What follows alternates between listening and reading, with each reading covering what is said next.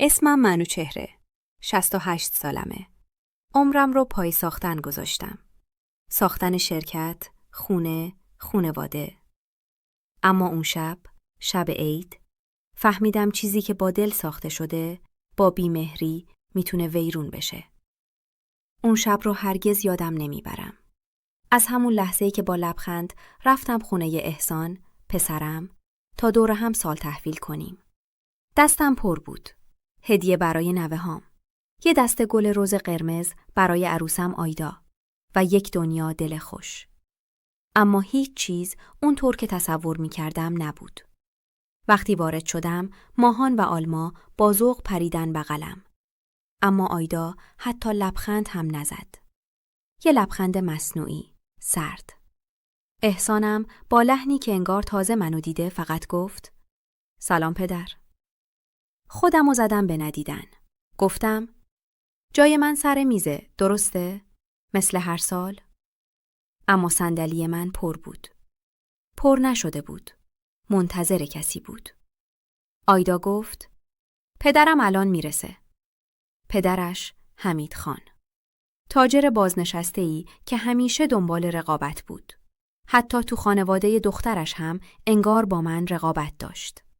وقتی اومد همه چی عوض شد.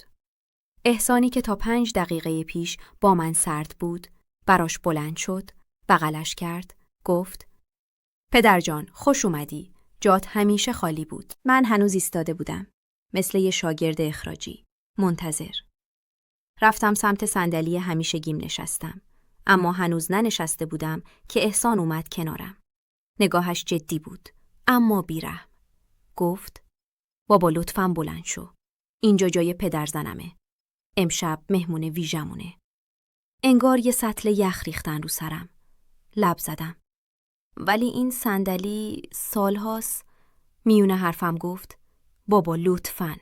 نوه‌هام نگاه میکنن. و بعد چیزی که انتظار نداشتم. دستشو گذاشت رو شونم و یه فشار کوچیک. به همون سادگی.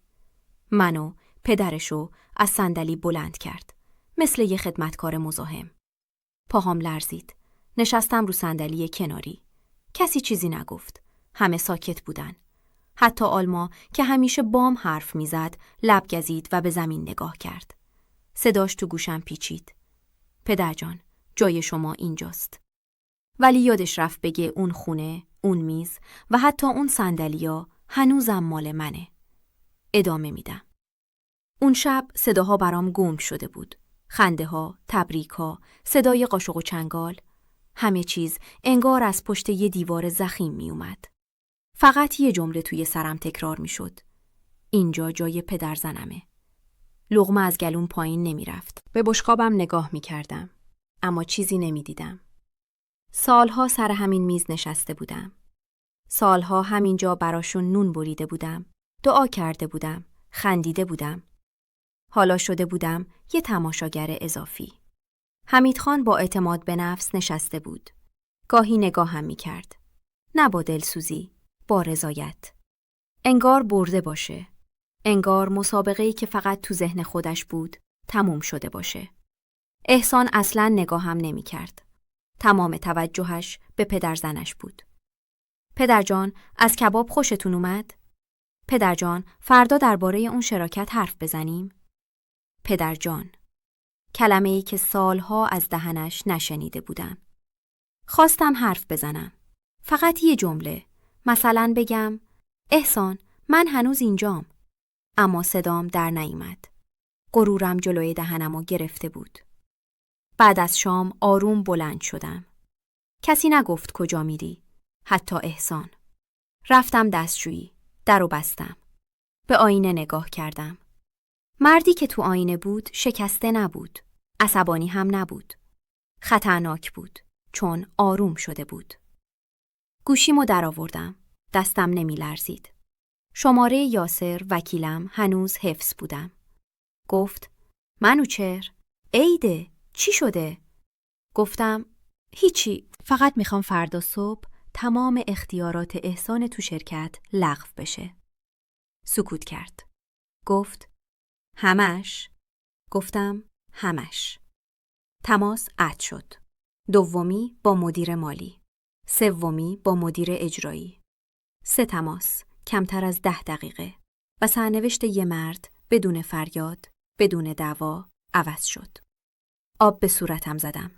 نفس عمیق کشیدم. برگشتم سر میز. احسان خندید و گفت: بابا، فردا میای شرکت؟ لبخند زدم. گفتم: نه پسرم، فردا روز شلوغیه. نمیدونست چقدر شلوغ. ادامه میدم. صبح زود بیدار شدم. نه با زنگ ساعت، نه با استرس. با آرامشی عجیب. همون آرامشی که فقط وقتی میاد که تصمیم گرفته شده و راه برگشتی نیست. چای ریختم. کنار پنجره نشستم. به حیاط نگاه کردم. یاد روزی افتادم که احسان بچه سال تو همین حیاط دوچرخه سواری یاد میگرفت و هر بار میافتاد داد میزد: بابا! و من میدویدم. گوشیم لرزید. پیام یاسر بود. همه چیز طبق دستور انجام شد. رسمی و قانونی. ساعت هنوز نشده بود که تلفنم شروع کرد به زنگ خوردن. اول احسان. نگذاشتم جواب بدم. دومین تماس. سومین. پشت سر هم. لبخند زدم. چایمو خوردم. بعد از تماس 10 گوشی رو برداشتم. با صدایی که سعی می‌کرد آروم باشه گفت: بابا، یه مشکلی پیش اومده. کارتام کار نمی‌کنه. بانک گفته اختیاراتم لغو شده. گفتم: عجیبه. داد زد: بابا شوخی نکن. شرکت، حسابها، همه چی بسته است. گفتم: احسان، یادت میاد دیشب گفتی اینجا جای تو نیست؟ ساکت شد. نفسش رو میشنیدم. گفتم: امروز صبح فهمیدم. بعضی جاها هم جای من نبود. قطع کرد. کمتر از 1 ساعت بعد خودش رو به شرکت رسوند. اما نه به عنوان مدیر عامل. سیروس، مدیر اجرایی، جلوش ایستاده بود. نامه رو گذاشته بود رو میز. یه جمله با امضای من: از امروز هیچ سمتی در این مجموعه ندارید. احسان فریاد زده بود.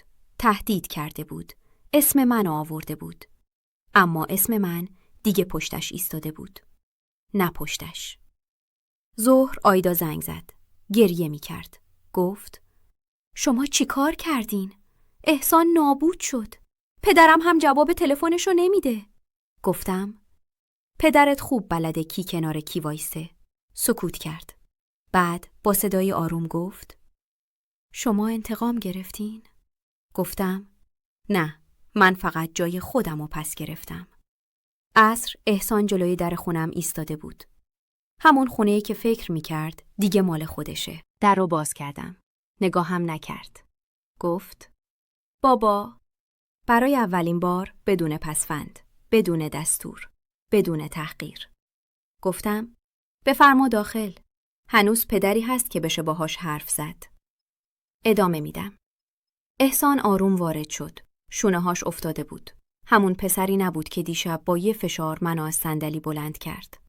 انگار 10 سال توی یه شب پیر شده بود. نشست. نه سر میز. روی صندلی روبروی من. گفت: بابا، من اشتباه کردم. هیچ نگفتم. گذاشتم حرف بزنه. بعضی اعتراف‌ها اگه قطع بشن دروغ ازشون در میاد. گفت: فکر می‌کردم همه چی دست خودمه. شرکت، خونه، احترام. فکر می‌کردم تو فقط پدرمی، نه ستون. سرمو تکون دادم. گفتم: پدر بودن یعنی ستون بودن، نه سایه. چشماش خیس شد. گفت: پدرزنم گفت با کسی که به پدرش احترام نمیذاره شراکت نمیکنه. لبخند تلخی زدم. گفتم: بعضیا دیر میفهمن ادب سرمایه است. سکوت افتاد. بعد پرسید: میتونی برش گردونی؟ نگاش کردم. نه با خشم، با خستگی. گفتم: همه چی قابل برگشته جز غروری که له میشه. بلند شدم. رفتم سمت کمد. یه پوشه در آوردم. گذاشتم جلوش. گفتم: اینا اسناد شرکته. هنوز به نام منه. همیشه بوده. من فقط اجازه داده بودم تو مدیر باشی. دستش لرزید. گفت: پس من هیچی نبودم؟ گفتم: بودی. ولی جایگاه تو خودت با رفتارت کوچیک کردی. سرشو پایین انداخت. برای اولین بار نه از ترس پول، از شرم. گفتم شرکت رو بهت بر نمیگردونم. نه الان. سرشو بالا آورد. گفتم ولی میتونی از صفر زیر نظر من دوباره بسازی. مثل همون روزایی که بچه بودی و زمین میخوردی. اشکش افتاد. گفت حق با توئه بابا. در باز شد. آیدا پشت در بود. دیگه اون زن مغرور نبود.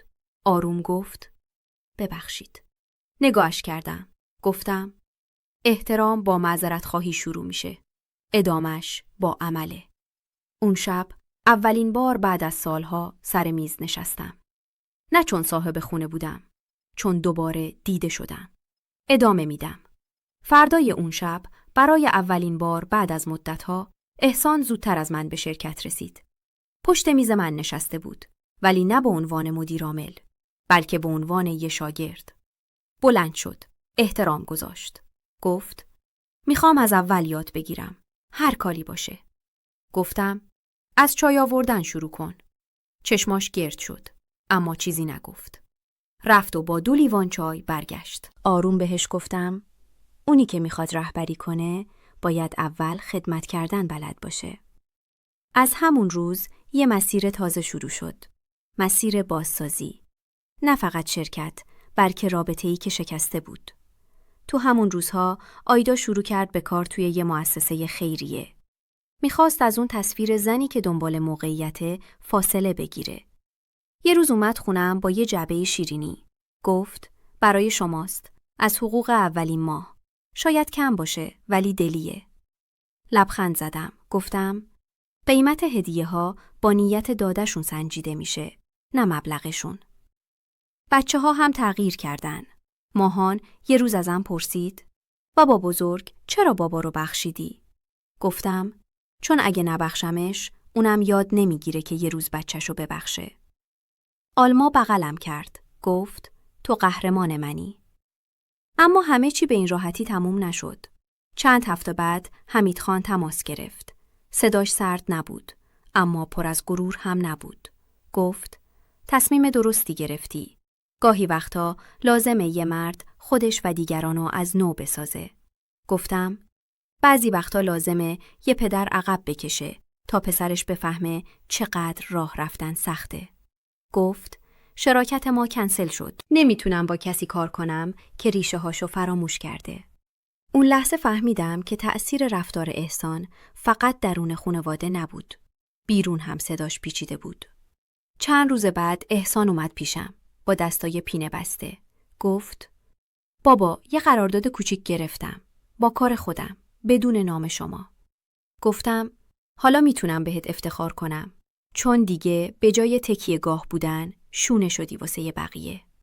شب کنار پنجره نشستم. دوباره چایم سرد شد. اما قلبم نه. برای اولین بار حس کردم که همه چی داره سر جای خودش برمیگرده. ادامه میدم.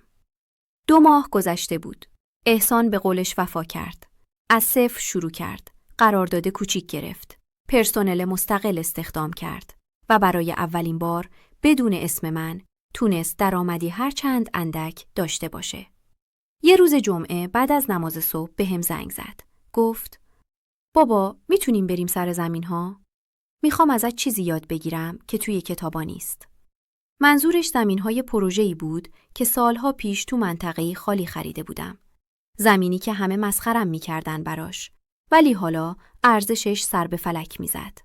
رفتیم. خاکش هنوز زیر چکمه هام حس همیشگی رو داشت. احسان به اطراف نگاه کرد. ساکت بود. بعد آروم گفت همه میگفتن اینجا بی‌ارزشه. تو چرا خریدی؟ گفتم برای اینکه آدمای معمولی چیزی رو میخرن که همه دوست دارن. اما مردای آینده چیزی رو میخرن که هنوز کسی دوستش نداره. چیزی نگفت. فقط نگاه میکرد. با احترام. نه به زمین. به تصمیمی که سالها قبل گرفته بودم و امروز براش الهام شده بود. گفتم این زمین‌ها رو نمی‌فروشم. اما به تو اجاره میدم. با قرارداد رسمی تا ساخت و ساز یاد بگیری. چشماش برق زد. نه به خاطر سود. به خاطر فرصتی که هنوز بهش داده بودم. تو مسیر برگشت تو ماشین یه چیزی گفت که دلمو لرزوند. آروم با صدایی که از دل می اومد گفت بابا اگه یه روز نباشی چی کار کنم؟ نگاهش کردم. گفتم اگه یاد گرفتی چطور زمینو بشناسی، چطور دل آدما رو بخونی، چطور حرمت نگهداری، دیگه مهم نیست من باشم یا نه. چون اون موقع خودت پدری، نه فقط برای بچه‌هات، برای همه اونایی که بهت تکیه میکنن. اون شب بعد از سالها برای اولین بار احسان با زنش و بچه‌ها اومدن خونم. نه برای مهمونی، نه از سر اجبار، با دل خودشون. آیدا شام درست کرده بود. ماهان کمک میکرد سفره بندازه. آلما یه کاردستی برام ساخته بود. وقتی نشستیم احسان نگام کرد. گفت بابا امشب این صندلی خودته و همیشه خواهد بود. من فقط لبخند زدم. صندلی برام مهم نبود.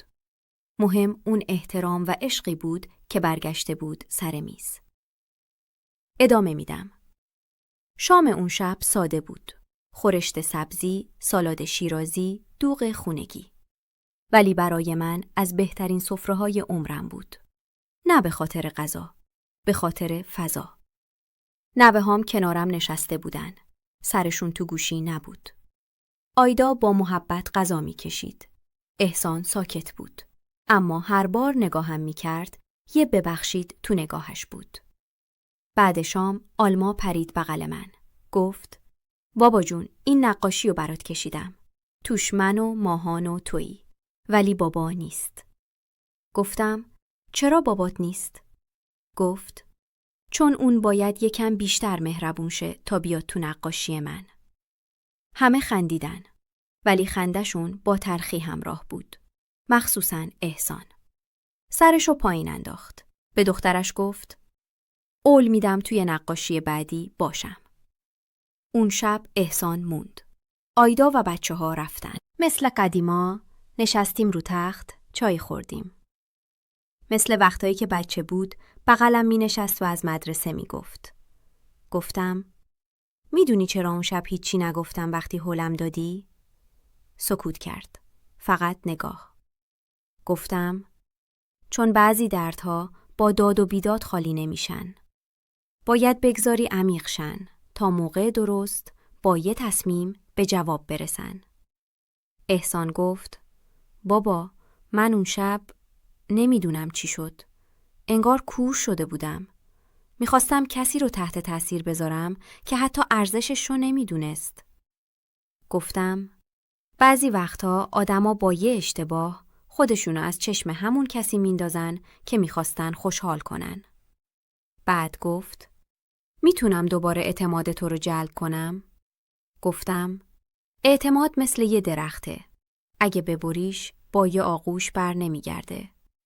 باید دوباره بکاری، آب بدی، صبر کنی تا یه روز زیر سایش آروم بگیری. اون شب قبل خواب احسان گفت میشه از فردا صبح کنار تو بیام سر زمینا؟ هر چی بگی، هر کاری باشه یاد میگیرم. لبخند زدم. گفتم از فردا با بیل و کلنگ شروع میکنی.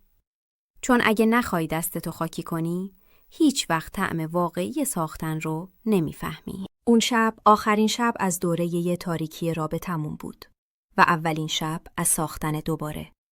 ادامه میدم. فردای اون شب هوا هنوز گرگومیش بود که احسان در خونه رو زد. لباس کار تنش بود. پوتین پوشیده بود. بیل و کلنگم تو دستش. چیزی نگفت. فقط نگاهم کرد. منم با همون سکوت پوتینامو پوشیدم. چایو توی قمقمه ریختم و با هم راهی شدیم. رسیدیم زمین‌ها. جایی که هیچ ساختمونی نبود، ولی توی ذهن من پر از برج و سازه و آینده بود. احسان گفت چی کار کنم؟ گفتم هیچ کاری. جا خورد. گفتم اول گوش کن. اینجا فقط خاک نیست. اینجا اعتماد مدفونه. هر قدمت باید با فکر باشه. شروع کردم قدم زدن بین زمین‌ها. از گذشته گفتم. از اینکه چطور با آخرین پسندازم زمین‌ها رو خریدم. چطور به همه گفتم اینجا یه روز می درخشه و چطور همه پشت سرم خندیدن. احسان ساکت بود. فقط گوش میداد. تا اینکه بالاخره گفتم بیل بردار. از اینجا شروع کن. گود برداری برای اولین فونداسیون. عرق از پیشونیش میچکید. بیل میزد. ولی بیشتر از جسمش غرورش بود که زیر اون آفتاب داغ نرم میشد. ظهر. نشستیم روی تیکه چوب. قمقمه رو باز کردم. چای هنوز گرم بود. احسان گفت بابا چقدر از اینا ساختی؟ گفتم نه ساختمون پسرم. آدم ساختم. مرد ساختم. یکیش تویی. لبخند زد. گفتم ولی حالا باید خودتو دوباره بسازی. این بار با بلوک هایی که خودت میسازی، نه اونی که از پدرت ارث میبری. تا عصر کار کرد. نه یک کلمه اعتراض. نه یه اخم. شب که برگشتیم خونه، نوه‌هام دویدن سمتش. آلما دستاشو دید که پینه بسته و خاکیه. گفت بابا دستا چرا اینجوریه؟ با افتخار گفت کار کردم دخترم. مثل بابا بزرگ. اون شب وقت خواب احسان کنار بچه ها نشست و قصه گفت. نه قصه شاهزاده و قصر. قصه مردی که یه روز همه چی داشت اما غرورشو گم کرد و بعد دوباره با دستای خاکی زندگیشو ساخت. از پشت در گوش می دادم. اشکم بی صدا روی گونه ها می چکید. نه از غم، از یه حس قدیمی. اسمش بود رضایت. ادامه میدم. فردا صبح هنوز آفتاب کامل بالا نیومده بود که احسان پشت در ایستاد. این بار فقط با یه بیل نیومده بود. 2 کارگر هم همراهش بودن. گفتم کارگر آوردی؟ گفت نه، برای راحتی، برای یادگیری. میخوام ببینم چطور میتونی یه تیم بسازی. نمیخوام فقط خودمو بسازم. میخوام سازنده باشم. لبخند زدم. بالاخره داشت میفهمید. فرق بین مدیر بودن و رهبری کردن چیه؟ ستایی رفتیم سر زمین. کارگرها احترام گذاشتن، ولی تو چشمهاشون شک بود. پیرمردی با کلاه کپ و احسانی که هنوز برای اونا یه اسم بزرگ بود، نه یه کارفرمای کاربلد. منم کاری به نگاه ها نداشتم. دستمو بردم سمت خاک. نشون دادم چطور باید ترازش کنن. چطور به نقشه اعتماد کنن. ولی همیشه با چشم باز نگاه کنن. ظهر یکی از کارگرها یواشکی به احسان گفت پدرت هنوز از خیلی جوونا بهتر بلده. ما همیشه از دور فقط اسمشو شنیده بودیم. فکر نمی کردیم اینجوری باشه. اون لحظه احسان فقط ساکت شد.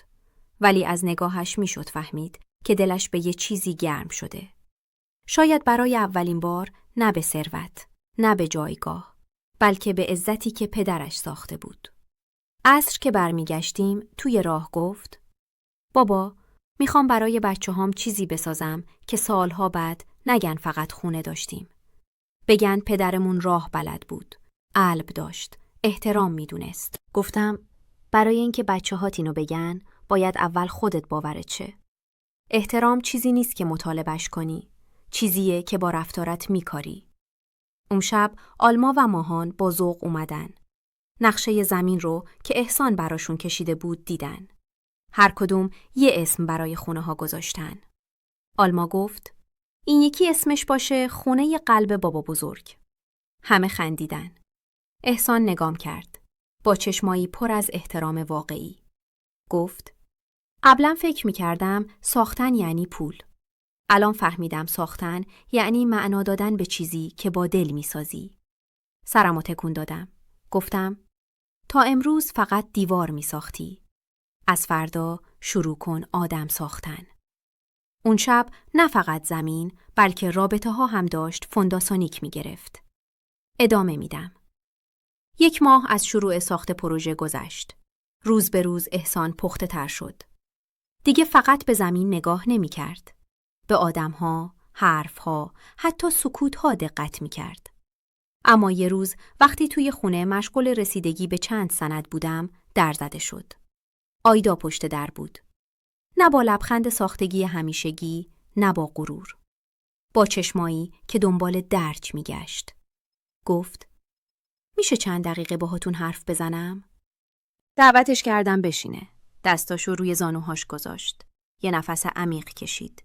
گفت منم اشتباه کردم. خیلی. منتظر ادامش بودم. ادامه داد. من احسانو تشویق کردم که شما را عقب بزنه. چون فکر می‌کردم اگه جای شما پدرم باشه، آیندمون بهتر میشه. ولی نفهمیدم داریم ریشمونو میبریم. آب دهنشو قورت داد. انگار زخم گذشته هنوز داشت درد میکرد. گفت: اون شب وقتی شما از میز بلند شدید و هیچی نگفتید، اون سکوت از هر فریادی سنگین تر بود. بهش نگاه کردم، نه با خشم، با نگاهی که انگار میگفت: ادامه بده، این فقط شروعشه. گفت: الان که احسان با دست خودش داره کار میکنه، بچه‌هام شب به شب دربارتون قصه میخوان. از بابا بزرگی که خودش رو بخشید، اما غرورش رو نه. گفتم: بخشیدن یه کاره، ولی دوباره اعتماد کردن یه مسیر. و مسیر رو با نیت پاک باید رفت، نه با حرفای قشنگ. سرش رو پایین انداخت. گفتم: تو هم مثل احسان باید از اول شروع کنی، ولی نه تو زمین و ساخت و ساز، تو دل این خونواده. با چشمای اشک‌آلود گفت: از کجا شروع کنم؟ گفتم: با شنیدن، با وقت گذاشتن، با نشستن پای خاطراتی که سالها فراموششون کردی. اون شب آیدا موند. کنار بچه‌ها نشست. عکسای قدیمی رو که از کمد آورده بودم نگاه کرد. وقتی به عکس قدیمی عروسی من و مادر احسان رسید، مکث کرد. گفت: خیلی شبیه آلماست. گفتم: آره، و اگه بخواد خیلی شبیه مادر بزرگش میشه. قوی، صبور، با وقار. شب که شد، دیدم آیدا کنار ماهان نشسته و داره براش بافتنی میبافه. صدای آروم ماهان توی گوشم پیچید. بابا بزرگ، مامان داره تلاش میکنه، مگه نه؟ گفتم: داره پسرم. چون فهمیده هیچ کس از جایی که احترام رو گم کرده نمیتونه خوشبختی پیدا کنه. اون شب شاید برای اولین بار همه کنار هم بودن. نه فقط فیزیکی، از دل، از ریشه. ادامه میدم. اون شب بعد از اینکه بچه‌ها خوابیدن، من، احسان و آیدا توی حیاط نشسته بودیم. آسمون پر ستاره بود. یه سکوت دلنشین همه جا رو گرفته بود. احسان گفت: بابا، یادت بچگیم همیشه میبردی همینجا برام قصه میگفتی؟ گفتم: یادمه. هر قصه‌ای که میگفتم یه پند توش بود. تو اما اون موقع فقط دنبال اژدها و قهرمان بودی. خندید. گفت: الان که فکر میکنم تو همیشه قهرمان بودی. فقط من دیر فهمیدم. آیدا هم گفت: شاید اگه اون موقع بیشتر گوش میدادم، بیشتر میفهمیدم که چه پشتوانه‌ای داشتیم و قدرش رو ندونستیم. سرم رو بلند کردم. گفتم: عدل چیزی نیست که همیشه از بیرون داده بشه. باید تو دل آدما رشد کنه، مثل بذر. احسان گفت: من اون بذر رو خراب کرده بودم. گفتم: نه، فقط خاک بدی دورش بود. الان داری دوباره زمین رو آماده می‌کنی. همون لحظه آلما با پتوش از در اومد بیرون. گفت: بابا جون، بدون قصه خوابم نمیبره. همه خندیدیم. نشست تو بغلم. گفتم: قصه‌مون امشب درباره یه مردیه که یه روز همه فکر کردن پیر و بیفایده شده. ولی اون مرد قلبش هنوز پر از داستان بود. پر از درس. آیدا با صدای آهسته گفت: قصه خودتونه، درسته؟ گفتم: قصه خیلیاست. فقط بعضیا زودتر به پایان خوبش میرسن، بعضیا دیرتر. وقتی آلما خوابش برد، احسان پتوش رو کشید رو دوشش. آهسته گفت: بابا، از فردا یه مرحله دیگه از پروژه شروع میشه. میخوام تو هم باشی. نه فقط به عنوان پدر، به عنوان همکار، شریک. برگشتم سمتش. گفتم: شریک شدن یعنی اعتماد کامل. میتونی دوباره لایقش باشی؟ گفت: تمام تلاشم رو میکنم. اون لحظه یه نسیم آروم برگ‌های درخت‌ها رو تکون داد. انگار طبیعت هم داشت میگفت: آره، وقتشه. اون شب نه فقط قصه ها، بلکه دلها به هم نزدیکتر شده بودن. هممون فهمیده بودیم که خانواده فقط دور سفره جمع شدن نیست. خانواده یعنی قدرت برگشتن به ریشه، حتی اگه شاخه ها شکسته باشن. ادامه میدم. صبح روز بعد وقتی از خواب بیدار شدم، صدای خنده و صحبت از حیاط می اومد. رفتم کنار پنجره. احسان و بچه‌ها مشغول آب دادن به باغچه بودن. آیدا هم پشت سرشون سبدی پر از میوه‌ها و سبزی‌های تازه در دست داشت. یاد سالهایی افتادم که همین حیاط تنها دلخوشی خانواده‌ام بود. با ریحانه، همسرم، این باغچه رو ساختیم. اون موقع احسان هنوز مدرسه میرفت. خودش میدوید دنبال شلنگ. دستاشو تا آرنج میزد تو خاک و با ذوق فریاد میزد: مامان، این یکی گوجه داده. نفسی کشیدم. هنوز بوی اون روزها توی خاک بود. وقتی به حیاط رفتم، احسان برگشت و گفت: بابا، یه چیزی هست که باید باهات در میون بذارم. نشستیم روی نیمکت زیر درخت انار. آیدا هم کنارمون نشست. احسان گفت: من دیگه نمیخوام فقط دنبال سود باشم. میخوام این پروژه یه یادگاری از تو باشه. یه نشونه ای از اون چیزی که ساختی و باهاش ما رو ساختی. گفتم: یادگاری وقتی ارزش داره که بدون اسم هم باقی بمونه. من نیازی به تندیس ندارم. گفت: اما نوه‌هام باید بدونن چه کسی همه اینها رو ساخت. نه فقط دیوارها، بلکه عزت این خانواده رو. ساکت شدم. دلش رو خونده بودم. نه دنبال جبران بود، نه تظاهر. دنبال موندگاری بود و این فرق داشت. گفتم: باشه. یه شرط داره. چشماش روشن شد. هر ساختمونی که توی اون زمین میسازید یه اتاق خاص داشته باشه. اسمش باشه اتاق سکوت. متعجب شد. پرسید: اتاق سکوت؟ گفتم: یه اتاق که هیچ کس توش حرف نمیزنه. فقط میشنوه. به خودش، به پدرش، به گذشته، به اشتباهاتش. همونجا که آدم با خودش روبرو میشه. آیدا با لبخند گفت: عالیه! احسان سرشو تکون داد. گفت: قول میدم. اون شب وقتی تنها شدم نشستم کنار پنجره. دفترچه‌ای که همیشه خاطراتم رو توش می نوشتم باز کردم. نوشتم: امشب برای اولین بار حس کردم که اونچه ساختم نه فقط دوام آورده، بلکه در نسل بعدی ریشه دوانده. ساختن همیشه با سنگ و آجر نیست. گاهی با سکوت، گاهی با بخشیدن. علمم مکث کرد. بعد زیرش نوشتم: از فردا من فقط تماشا می کنم. چون حالا نوبت اونهاست. ادامه میدم. چند روز بعد احسان گفت: بابا، میخوام یه روز بریم خونه قدیمی. همون خونه که من توش بزرگ شدم. یه چیزی اونجا جا گذاشتم. قبول کردم. با هم راه افتادیم. خونمون توی محله‌ای بود که حالا ساختمون‌های بلند جاشو گرفته بودن. اما اون خونه مثل یه جزیره وسط امواج سیمان و شیشه هنوز پا بر جا بود. همون در چوبی که با دستای خودم رنگ زده بودم هنوز سر جاش بود. کلید رو داشتم. در رو باز کردم. بوی نم و چوب قدیمی پیچید. هر دوتامون ساکت شدیم. احسان قدم به قدم توی خونه راه رفت. با نگاه دنبال چیزی میگشت. رسید به اتاق خودش.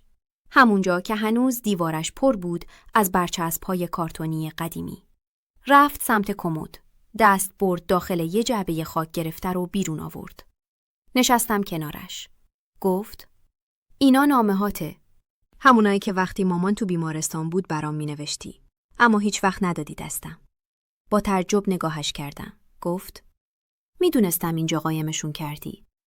یه روز از لای در دیدم که داشتی مینوشتی. بازشون کرد. شروع کرد به بلند خوندن. پسرم، اگه یه روز من نبودم، بدون که برای هر قدمی که برداشتی، من پشتت بودم. حتی اگه تو ندیدی. بدون که هیچ وقت تنها نیستی. چون یه جایی یه پدر هست که دلش هنوز برای صدای دویدنهات میتپه. احسان بغض کرده بود. منم. ادامه داد: اگه یه روز به من گفتی پیرمرد، اگه یه روز فراموشم کردی، من باز هم یادت نرفتم. چون پدر بودن یعنی موندن. بیمونت. دستشو گذاشت روی شونم. گفت: من اون روز توی اون مهمونی بدترین نسخه خودم بودم. اما امروز به لطف صبرت دارم تبدیل میشم به کسی که بشه بهش افتخار کرد. بلند شدم. رفتم سمت پنجره. نگاهی به کوچه انداختم. همون درخت قدیمی هنوز زنده بود. گفتم بعضی چیزا حتی اگه خشک بشن ریشه‌شون تو خاک میمونه. یه قطره بارون میخواد فقط. اون روز نامه ها رو برداشت. گفت میخوام یه نسخه از اینا توی هر ساختمونی که میسازم بذارم. شاید یه بچه دیگه یه روز بخونتشون و دلش قرص شه. دوباره تو دلم گفتم داری یاد میگیری پسرم. داری یاد میگیری. ادامه میدم. هفته‌ای نگذشته بود که احسان گفت بابا یه کاری مونده که باید با هم انجام بدیم. دیره اما شاید هنوز وقت باشه. گفتم چی؟ گفت میخوام بریم سر مزار مامان. سالهاست درست نرفتم. همیشه یا عجله داشتم یا بهونه. ولی الان حس میکنم باید باهاش حرف بزنم. با هم راه افتادیم. غروب بود. هوا نیمه ابری. رسیدیم به قطعه‌ای که سنگ قبر ریحانه مادر احسان اونجا بود. همون سنگ ساده‌ای که با دستای خودم نوشته‌هاشو انتخاب کرده بودم. ریحانه، زنی که همیشه با لبخند ستون خانه‌اش بود. احسان ساکت ایستاده بود. بعد زانو زد. دست کشید روی سنگ. چند لحظه‌ای هیچی نگفت. بعد با صدایی که از عمق دلش می اومد گفت مامان من خیلی چیزا رو خراب کردم. هم پدر رو، هم خونواده رو، هم خودمو. ولی اومدم بگم دارم درستش میکنم. چون بابا هنوز مثل تو ستون خونمونه. اشک از گونه‌هاش پایین می اومد. نه با فریاد، با سکوت. سکوتی که 1000 حرف توش بود. منم نشستم کنارش. گفتم ریحانه پسرت داره مرد میشه. همونی که میخواستی باشه. منم هنوز دارم مراقبشم. مثل همیشه. تا وقتی بتونه خودش مراقب بقیه باشه. احسان گفت مامان آلما خیلی شبیه توه. اگه بودی عاشقش میشدی. ماهانم وقتی میخنده خندتو داره. شب داشت میرسید. اما دلم روشن بود. اونجا کنار خاکی که بخشی از وجودمون بود یه آشتی عمیق اتفاق افتاده بود. آشتی با گذشته، با خاطره ها، با زنی که سالها بی صدا ما رو ساخت و رفت. قبل از رفتن احسان دست کرد تو جیبش. یه کاغذ کوچیک در آورد. یه نقاشی بود. با مداد رنگی کشیده بود. 3 تا شکل. یه مرد، یه زن و یه بچه. گفت این نقاشی رو وقتی 5 سالم بود کشیدم. تو و مامان و من. نگهش داشتی. میدونم. لبخند زدم. گفتم بین صفحه های قرآنته. هنوز اونجاست. کاغذ رو گذاشت روی سنگ. گفت امیدوارم ببخشیم. هر دومون رو. برگشتیم. هوا تاریک شده بود. ولی ذهنمون روشن‌تر از همیشه بود. اون شب احسان دیگه به عقب نگاه نکرد. دیگه نمیخواست فرار کنه. میخواست جبران کنه. و من بالاخره حس کردم که جای خالی ریحانه داره با چیز دیگه‌ای پر میشه. نه فراموشی، نه جایگزینی، بلکه با فهمیدن، با رشد، با عشق. ادامه میدم. چند روز بعد احسان ازم خواست بیخبر بیام سر زمین. گفت یه سورپرایزه. لطفاً نیای سرزده. اجازه بده این بار من تو رو غافلگیر کنم. با لبخند قبول کردم. برام عجیب بود که حالا پسری که یه روز با غرور و بی‌اعتنایی صندلیم رو گرفت، حالا دنبال فرصتیه که منو خوشحال کنه. صبح روز وعده‌مون با همون پوتین‌های قدیمی رفتم سر زمین. صحنه‌ای که دیدم بغض تو گلوم نشوند. یه تابلوی تازه روی یکی از ساختمون‌های نیمه کار نصب شده بود. سفید با حروف خوشنویسی شده ی مشکی. مجتمع منوچهر با افتخار به نام پدری که ساختن را به ما آموخت. پایین‌تر با حروف کوچکتر نوشته شده بود: هر واحد این مجتمع بخشی از درس‌هایی است که او در سکوت به ما داد. احسان، آیدا، بچه‌ها، حتی کارگرها همه منتظر بودن. وقتی رسیدم همه دست زدن. احسان جلو اومد. گفت: بابا، این فقط یه اسم نیست، یه قولنامه است. قولی که تا آخر عمر احترام به ریشه هامونو فراموش نکنیم. چیزی نگفتم. فقط بغلش کردم. محکم. مثل وقتی که بچه بود و از ترس تاریکی میپرید تو بغلم. آیدا گفت: و این فقط شروعشه. ما میخوایم یه بنیاد خیریه هم به اسم شما بزنیم. برای پدر بزرگها و مادر بزرگهایی که مثل شما صبور موندن ولی فراموش شدن. گفتم من چیزی بیشتر از این نمیخوام. این که چیزی که با عشق ساختم بشه پناه عشق برای دیگران. بعد از اون روز همه چی سرعت گرفت. پروژه رشد کرد. نام من شد هویت یک مسیر. بچه‌ها با افتخار تو مدرسه گفتن اسم پدر بزرگمون رو ساختمون هاست. و من هر روز صبح زودتر از همه بیدار می شدم. کنار همون باغچه‌ای که دوباره زنده شده بود چای می خوردم و به خونه‌ای نگاه می کردم که حالا دوباره گرم بود. احسان هر هفته با تیمش گزارش می داد. آیدا جلسات خیریه رو اداره می کرد. ماهان با شور می گفت یه روز می خوام مثل بابا بزرگم بشم. و آلما نقاشی‌هاش رو دیگه بدون ترس می کشید. همیشه یه مرد با موهای سفید وسط نقاشی‌هاش بود. اون شب وقتی همه خواب بودن، نشستم پای دفتر خاطراتم. نوشتم امشب انگار دوباره به دنیا اومدم. نه با تولد جسم، با زنده شدن روح. حالا میفهمم ساختن فقط با آجر نیست. گاهی با یه بخشش میشه یه نسل رو نجات داد. ادامه میدم. چند هفته بعد احسان با هیجان اومد خونه. هنوز در رو کامل باز نکرده بود که گفت بابا یه خبر مهم دارم. قرار وزیر راه و شهرسازی بیاد بازدید پروژه. نگاهش پر از استرس و امید بود. گفتم خوبه. حالا وقتشه ببینن یه پروژه فقط با بودجه ساخته نمیشه. با نیت هم ساخته میشه. گفت من میخوام تو هم اون روز باشی.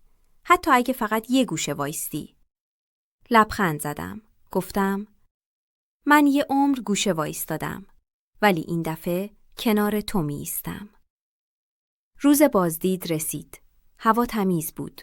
آسمون آبی. ساختمونها آماده. کارگرا منظم. همه چی مرتب. وزیر رسید. مردی خوش برخورد اما دقیق. با هر چیزی تعارف نمی کرد. تا چشمش به تابلوی ورودی افتاد، مکث کرد.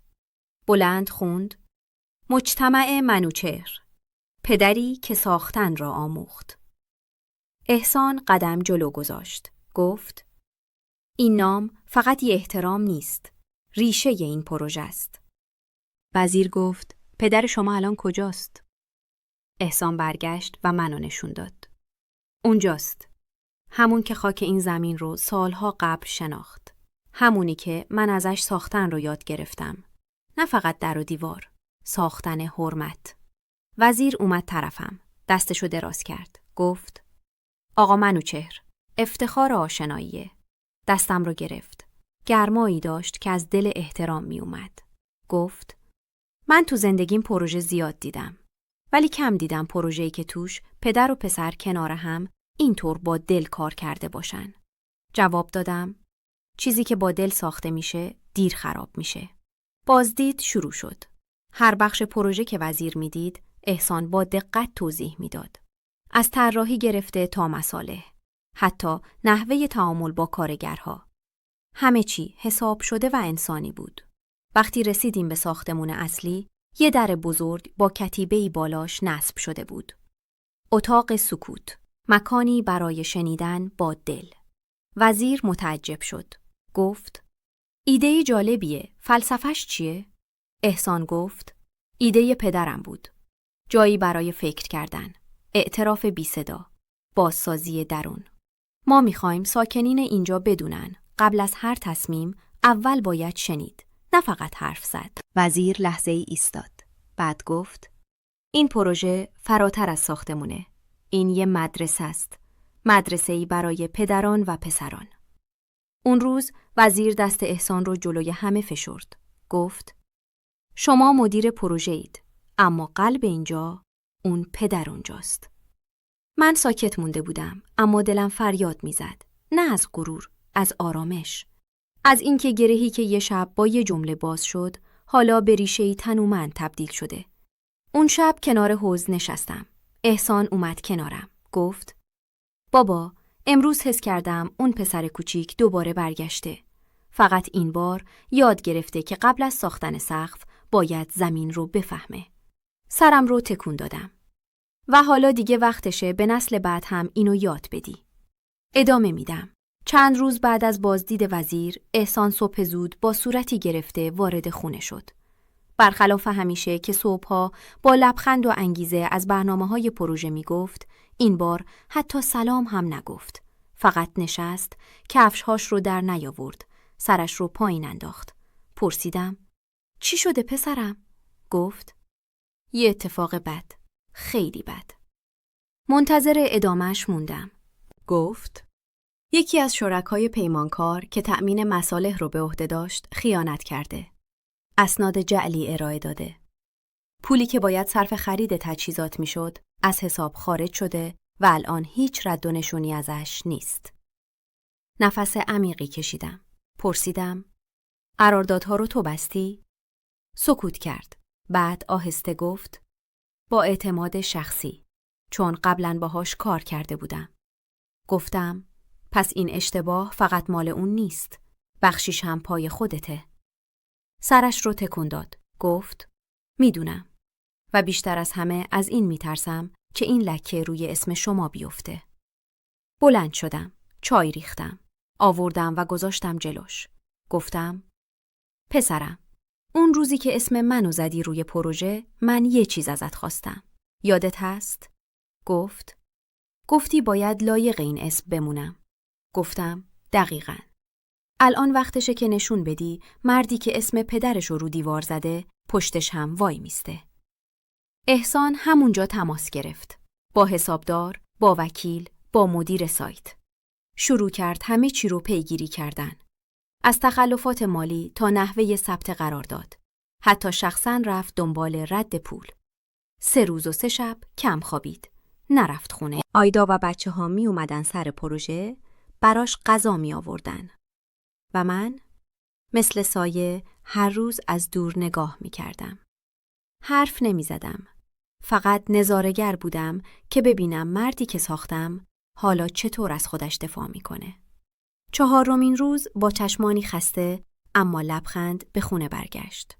گفت: پیداش کردم. با کمک وکیل ردیابی کردیم. پول رفته به حساب ساختگی، اما اسناد امضا شده ای داریم. میتونیم پس بگیریم. و مهمتر از اون، فهمیدم تو هر مرحله‌ای باید حواسم به همه چیز باشه. حتی اگه طرف یه آشنا باشه. لبخند زدم. گفتم: دست کسی که زمین میسازه باید پاک باشه. نه فقط از خاک، از خیانت هم. اون شب برای اولین بار احسان خودش درخواست کرد دوباره بشینه پای خاطرات.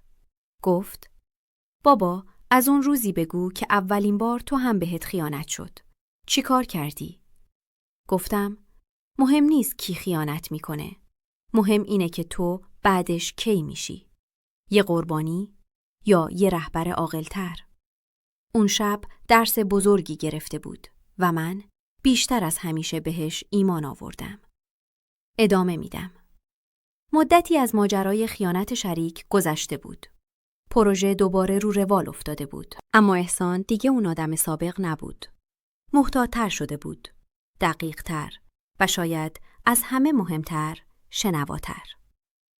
یه روز عصر که از بازدید کارگاه برمیگشتیم به من گفت: بابا، یه چیزی ذهنمو درگیر کرده. از وقتی اون اتفاق افتاد هر شب از خودم میپرسم چطور میتونم مطمئن شم دیگه اشتباه نمی کنم. گفتم: نمیتونی. اشتباه بخشی از راهه. ولی میتونی کاری کنی که وقتی افتادی دیگه رو همون زمین نمونی. ایستاد. نگاهی به ساختمون نیمه کاره انداخت. گفت: میخوام یه تغییر اساسی بدم. یه تصمیم جدی. پرسیدم: چه تصمیمی؟ گفت: میخوام از این به بعد همه تصمیم‌های اصلی با مشورت یه هیئت انجام بشه، نه فقط من. من نمیخوام دوباره مثل اون شب لعنتی فکر کنم فقط من باید تصمیم بگیرم. لبخند زدم. گفتم: پسرم، وقتی یه رهبر از غرورش پایین میاد و مشورت میپذیره، تازه وقتشه که رهبر بشه. همون هفته احسان اولین جلسه رسمی هیئت مشاوران پروژه رو تشکیل داد. جالبتر این که از بین اونها یه مرد مسن هم دعوت شده بود. استاد همتی، مهندس بازنشسته و قدیمی. وقتی ازش پرسیدم چرا اون رو انتخاب کردی گفت چون من تازه اول راهم، ولی اون سالها خاک این مسیر رو خورده. آدم باید همیشه کنار خودش کسی رو داشته باشه که نه بترس حقیقت رو بگه، نه منتظر منفعت باشه. استاد همتی پیرمردی بود با چشمای نافذ و کلامی آروم. بعد از اولین جلسه اومد پیشم. گفت پسر، شما کم نظیره. اگه بتونه این فروتنی رو حفظ کنه، پروژهش فقط با بتون ساخته نمیشه. با دل آدم‌ها دوام میاره. اون شب احسان بهم گفت بابا، هر وقت تو جلسه ها درباره تو حرف میزنن، همه به احترامت سر تکون میدن. یه چیز عجیبه. انگار حتی بدون اینکه اونجا باشی، حضورت حس میشه. گفتم این یعنی درستی، حتی وقتی دیده نمیشی. چند روز بعد، آیدا یه جلسه آموزشی برای زنهای کارگرهای پروژه راه انداخت. گفت ما فقط ساختمون نمیسازیم، خانواده هم میسازیم. دختر کوچولوی یکی از کارگرها با لهجه محلی بهم گفت عمو منوچهر، مامانم میگه شما باعث شدین بابام بعد سالها دوباره بخنده. اون لحظه فهمیدم اون چه با یه شکست شروع شد حالا داره 1000 شاخه میزنه. احسان نه فقط یه مدیر موفق، بلکه آدمی شده بود که بذر اعتماد و مسئولیت رو پاشیده بود. و من با خیالی آسوده هر شب دفتر خاطراتم رو باز میکردم و زیر لب می-نوشتم امروز یکی دیگه از پایه ها محکم شد. نه پایه ساختمان. پایه مردی که از دل خاک دوباره قد کشید. ادامه میدم. روز افتتاح پروژه رسید. همون پروژه‌ای که یه روز فقط یه مشت زمین خام بود و حالا با عرق پیشونی و درس گرفتن از اشتباهات تبدیل شده بود به مجتمع مسکونی مدرنی که پشتش یه داستان بود. نه فقط داستان ساخت و ساز. داستان توبه، بازگشت، احترام و ریشه. احسان از هفته‌ها قبل برای مراسم آماده شده بود. دعوتنامه‌ها فرستاده شده بود. ساکنین اولین واحدها انتخاب شده بودند. اکثرشون خانواده‌هایی کم درآمد بودند که از طریق بنیاد خیریه آیدا واجد شرایط شناخته شده بودند. تو محوطه مجتمع صندلی‌ها چیده شده بودند. جایگاه سخنران‌ها آماده بود. خبرنگارها، اهالی محله، خانواده کارگرا همه جمع بودن. یه شور خاصی تو فضا بود. احسان اومد طرفم. لباس رسمی پوشیده بود، اما استرس تو نگاهش معلوم بود. گفت بابا آماده ای؟ امروز نوبت شماست که حرف بزنی. گفتم من همیشه کمتر از بقیه حرف زدم. ولی اگه امروز باید حرفی زده بشه، اون حرفها باید از دل بیان. و این دل هنوز چیزایی برای گفتن داره. مراسم با قرائت قرآن شروع شد. بعد مجری از احسان خواست بیاد و صحبت کنه. با اعتماد به نفس رفت بالا و گفت من نمیخوام از هزینه‌ها و متراژ و مصالح حرف بزنم. اونها توی بروشورها هست.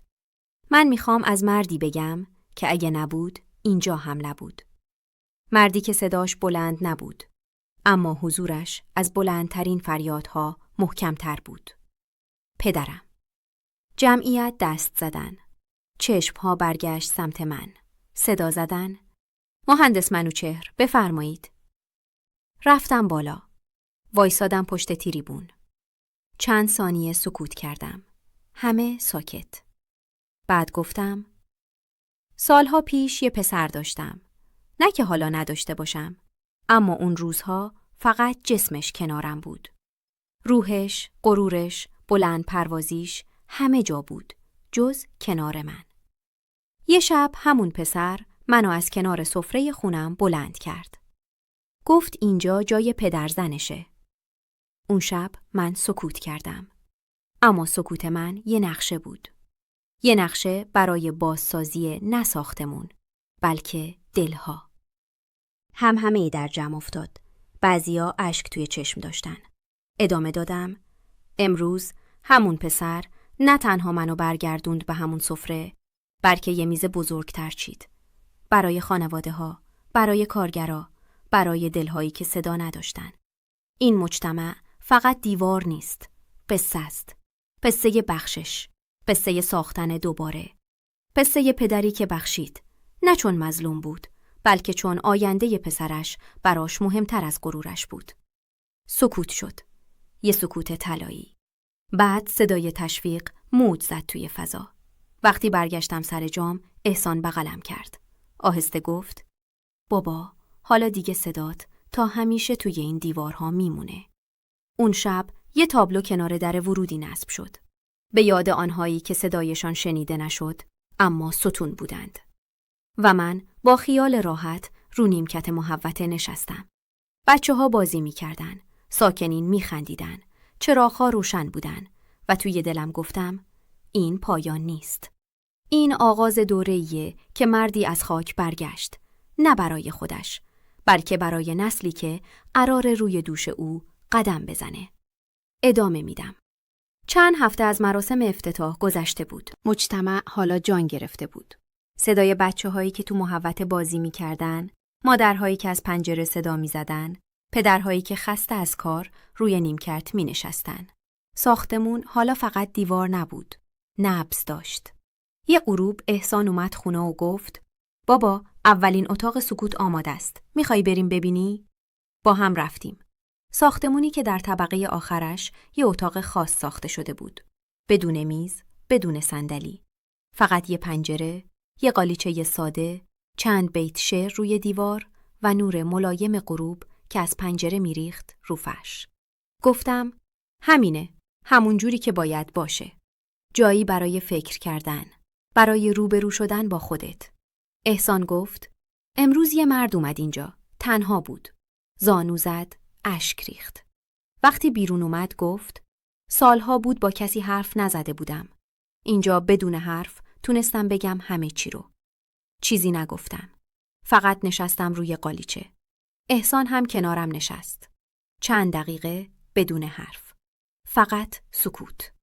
همون سکوتی که یه روز از من همه چیز گرفت و حالا همه چیز رو پس میداد. بعد برگشتیم پایین. آیدا تو دفتر بنیاد خیریه مشغول بود. بچه‌ها تو کتابخونه کوچیکی که ساخته بودن با چند کودک دیگر قصه می‌خوندند. آلما با ذوق گفت: بابا جون، امروز من براشون قصه پدر بزرگ قهرمانمو گفتم قهرمانا اونایین که جنگیدن، اما نه با شمشیر، با صبر. اون شب وقت خواب احسان اومد تو اتاقم. گفت: بابا، یه کاری میخوام بکنم.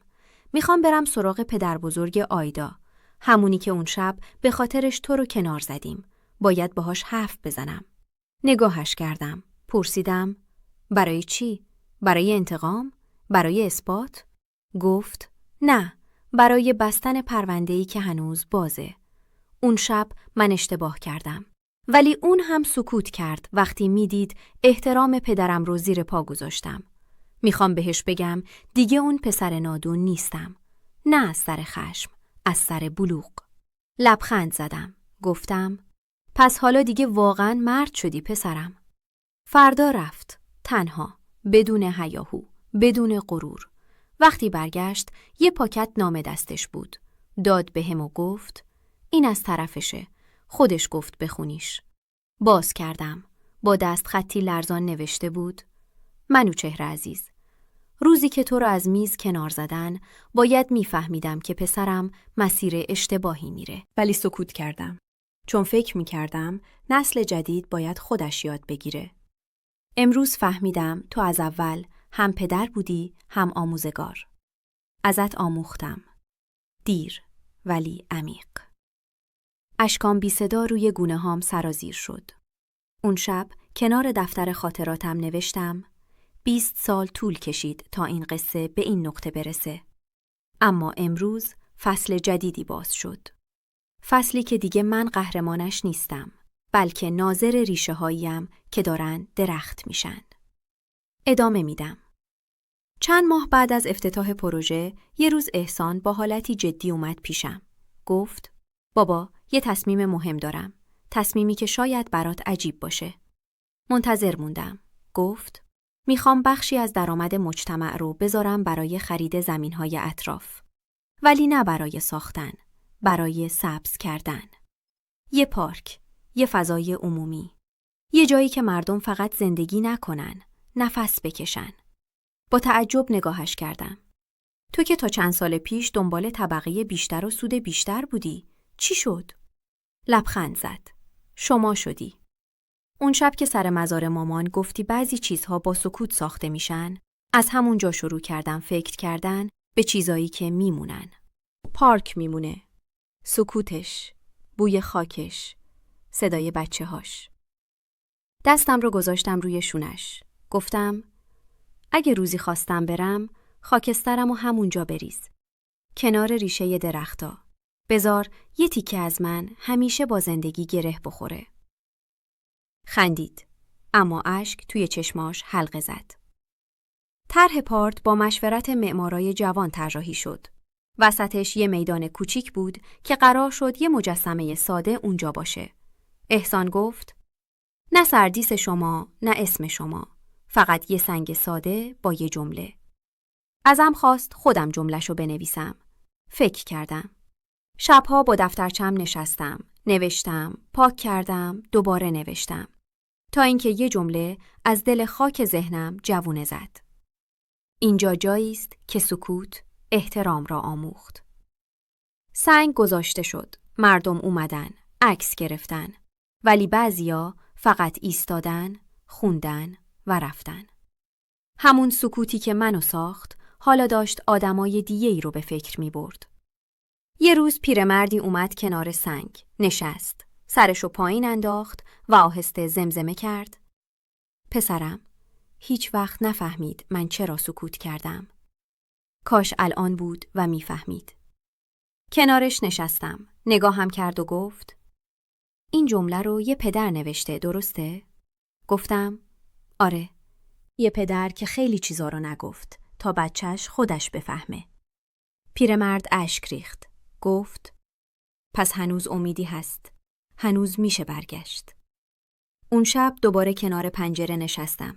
صداهای پارک می اومد. بازی بچه‌ها، خنده مادرها، صدای پرنده ها. گفتم ریحانه، ببین پسرت چی شد.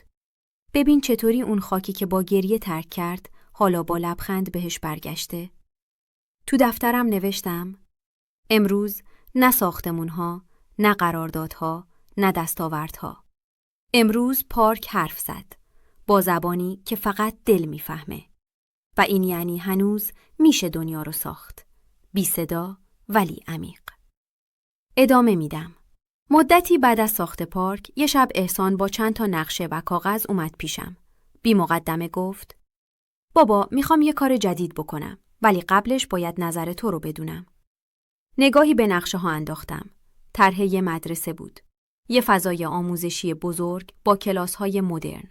سالن هنر، کتابخونه و یه محوطه باز که از وسطش یه درخت کاشته شده بود. پرسیدم اینا چیه؟ گفت مدرسه‌ای برای بچه‌هایی که پدر و مادرشون کارگرن یا اونایی که توی این شهر غریبه‌ان. جایی که نه فقط درس بخونن بلکه زندگی یاد بگیرن. ساکت شدم. این دیگه یه پروژه تجاری نبود. این یه قدم عمیق بود. یه تصمیم که ریشه می‌خواست، نه فقط سرمایه. پرسیدم چرا مدرسه؟ گفت چون بچه‌هایی که یاد بگیرن احترام چیه، پدرهایی نمیشن که پدرشونو از کنار سفره بلند کنن. اون جمله مثل چاقو رفت تو قلبم. هم تلخ بود، هم شیرین. تلخ از یاداوری، شیرین از این که اون یاداوری تبدیل شده بود به آگاهی. گفتم به شرطی قبول میکنم که توی حیاط مدرسه یه اتاق سکوت هم باشه. لبخند زد. قول میدم بابا. هر جایی که بچه‌ای چیزی یاد میگیره باید یه جا هم باشه که خودش رو بشنوه. روز کلنگزنی مدرسه برخلاف بقیه پروژه ها خبری از مقامات نبود. فقط خودمون بودیم، خانواده هامون، چند تا از معلم های قدیمی و بچه های محله. آیدا دست دختر کوچیکی رو گرفته بود. وقتی پرسیدم این کیه، گفت اسمش زینبه. پدرش کارگر همون پروژه است که بهت گفته بودم. اولین ثبت نامی مدرسه ما. زینب با یه دفترچه نقاشی اومد سمت من. گفت مامانم گفت شما باعث شدین بابام دوباره بخنده. منم براتون یه چیزی کشیدم. دفتر رو باز کرد. یه تصویر ساده از یه درخت بزرگ با شاخه هایی که پر از پرنده بودن. پایینش با خط بچگانه نوشته بود درختی که پدر بزرگ من ساخت. اون لحظه دلم لرزید. نه از پیری. از حس افتخاری که با هیچ جایزه‌ای عوض نمی‌شد. وقتی احسان کلنگ رو زد گفت این زمین رو نه با پول، با پشیمونی و آشتی خریدیم. حالا می‌خوایم با یاد دادن بهش زندگی بدیم. اون شب تو دفترم نوشتم آخرین نقشه یه ساختمون نیست. نقشه ساختن آینده است. آینده‌ای که توش بچه‌ها پدر و مادرشونو با احترام صدا میزنن. جایی که شاید هیچ کس اسم منو ندونه. ولی صدای من تو تربیت اونا باقی بمونه. ادامه میدم. چند هفته از شروع ساخت مدرسه گذشته بود. یه روز تو محوطه نشسته بودم کنار کارگرا که مشغول کار بودن. احسان و تیم مهندسی دور و بر پروژه بودن. بچه‌های محله از پشت فنس‌ها نگاه می‌کردن و آیدا با مادرها درباره ثبت نام و کمک هزینه‌ها صحبت می‌کرد. من اما فقط تماشا می‌کردم. یه مهندس جوان اومد کنارم. گفت شما پدر مهندس احسان هستید، درسته؟ سرمو تکون دادم. گفت تا قبل از این پروژه فکر می‌کردم ساختن، یعنی نقشه، مهندسی، زمانبندی. ولی اینجا یه چیز دیگه یاد گرفتم. اینکه اگه یه پروژه احترام نداشته باشه، یه مش دیواره و بس. پرسیدم و اون احترام از کجا میاد؟ مکث کرد. گفت شاید از یه مردی که دیده نمیشه، اما ریش است. خندیدم. گفتم مردهایی که دیده نمیشن اغلب همونا هستن که باعث میشن چیزای مهم دیده بشن. تو دل خودم گفتم سالها دنبال دیده شدن بودی من. ولی امروز آرامش تو ندیده موندنه. امروز فهمیدی که گاهی باید فقط باشی. بی صدا، بی ادعا، اما مؤثر. بعد از ظهر بچه‌ها را آوردن سر زمین. معلم هنر یه فعالیت طراحی باهاشون گذاشت. گفت بچه‌ها مدرسه آینده‌تون رو بکشین. هر کدوم یه چیزی کشیدن. بعضیا درخت، بعضیا نیمکت، بعضیا کتابخونه. اما زینب، همون دختری که دفتر نقاشی به من داده بود، یه شکل دیگه کشیده بود. یه مرد با موهای سفید که یه دستش به درخت بود، یه دستش روی شونه یه بچه. احسان که نقاشی ها رو میدید، وایساد کنار زینب. گفت این کیه؟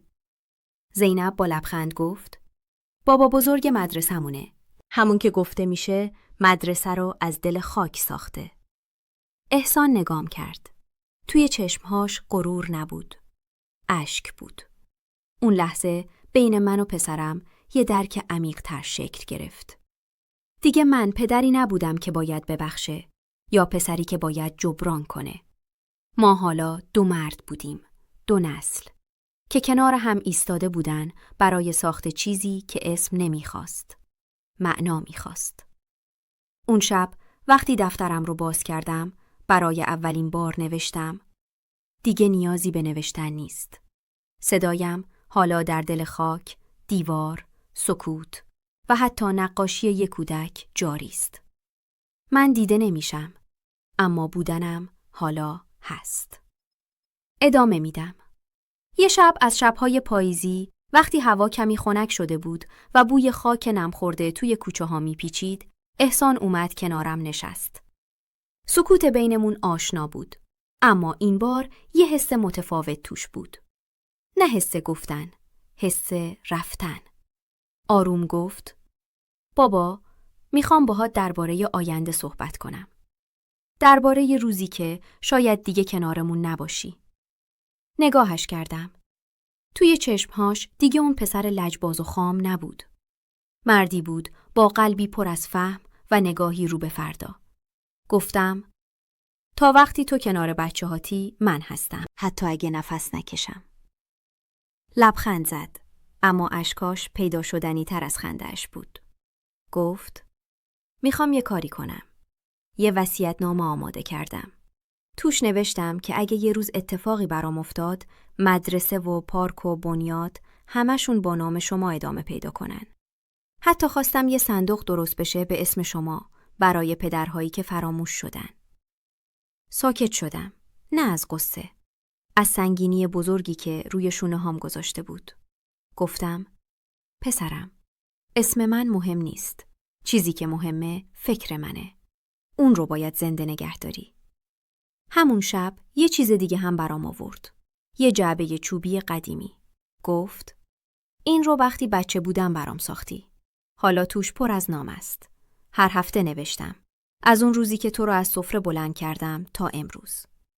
بازش کردم. کاغذهایی با دستخط گاهی لرزان، گاهی محکم. اولین نامه نوشته بود: بابا، اون شب که گفتم جایت اینجا نیست، از قلبم جدا شدم.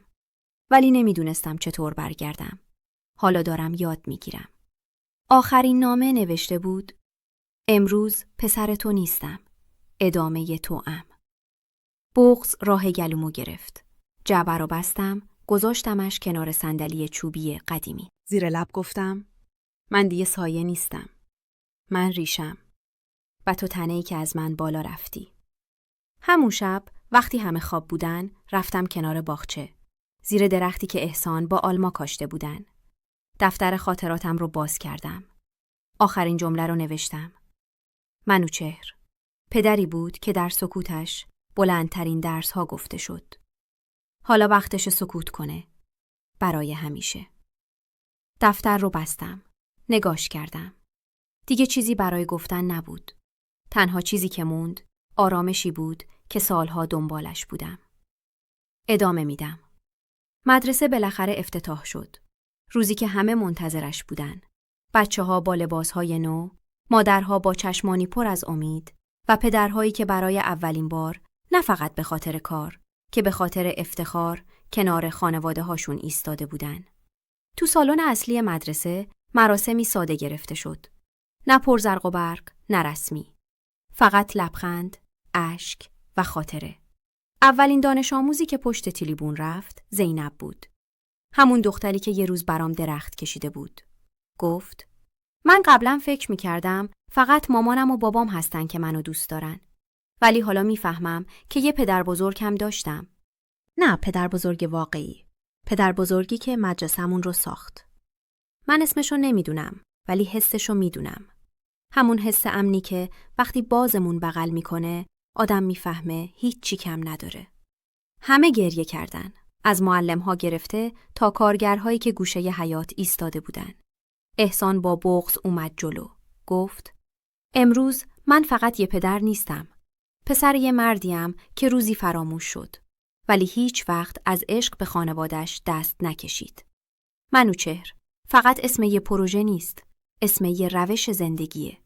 بعد با دست به اتاقی اشاره کرد. اونجا اتاق سکوته. نه فقط برای بچه‌ها. برای معلم‌ها، والدین، هر کسی که بخواد چند لحظه با خودش تنها باشه. اون شب وقتی مراسم تموم شد همه رفتن. فقط من مونده بودم و احسان. رفت کنار تابلوی سنگی که وسط پارک نصب شده بود. با انگشت گرد و غبار روش رو پاک کرد. همون نوشته: اینجا جایی است که سکوت احترام را آموخت. آروم گفت: بابا، امشب میخوام یه چیزی بهت بگم. آخرین چیزی که سالها تو دلم مونده بود. برگشت طرفم. اشک تو چشماش بود. زانو زد. مثل یه بچه. گفت: منو ببخش بابا. نه برای اون شب فقط. برای همه شب‌هایی که تو تنها بودی و من نفهمیدم. دستش رو گرفتم. بلندش کردم. گفتم: من خیلی وقت بخشیدم. چون بخشیدن تنها کاری بود که ازم برمی اومد وقتی دیدم پسرم داره یاد میگیره مرد بودن یعنی چی. اون شب هر دومون ساکت نشستیم کنار درختی که حالا شاخه‌هاش پهن شده بود. چراغ‌های مدرسه خاموش شده بودن، اما روشنایی دلهامون تازه تر از همیشه بود. آخر شب برگشتم خونه. خسته اما سبک. دفترم رو باز نکردم. دیگه چیزی برای نوشتن نبود. منوچهر حالا فقط یه نام نبود. یه مسیر بود. یه راه، یه ریشه. و از فردا این قصه دیگه قصه من نبود. قصه نسل‌هایی بود که با خاک، با احترام، با صبر و سکوت دوباره خونه می ساختن.